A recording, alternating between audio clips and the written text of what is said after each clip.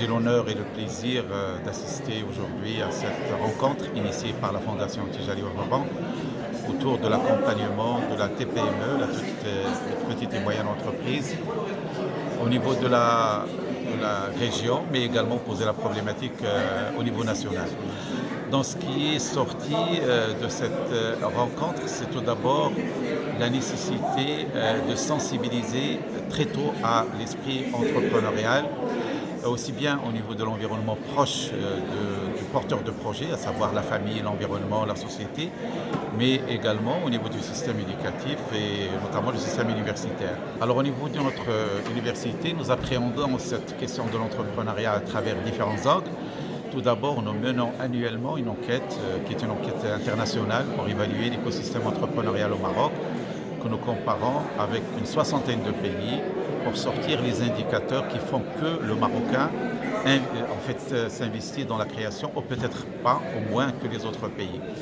Et ce qui sort de cette enquête, c'est qu'effectivement, le Maroc a une très forte intention d'entreprendre, mais malheureusement, il passe difficilement ou peu à l'acte réel de créer une entreprise. Et lorsqu'on a essayé d'examiner quelles sont les raisons, on a trouvé effectivement qu'il y a un problème d'éducation, il y a un problème d'environnement, il y a un problème de système de formation qui font que le Marocain d'une manière générale a peur de prendre l'initiative, a peur de l'aventure, a peur d'oser.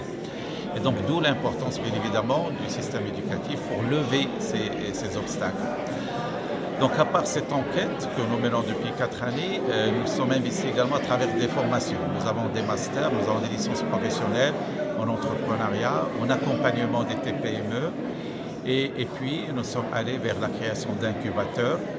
Ces dernières semaines, on a inauguré un incubateur en partenariat avec le ministère de l'Économie sociale et solidaire, donc qui est un incubateur qui porte des projets orientés économie sociale, solidaire et environnementale.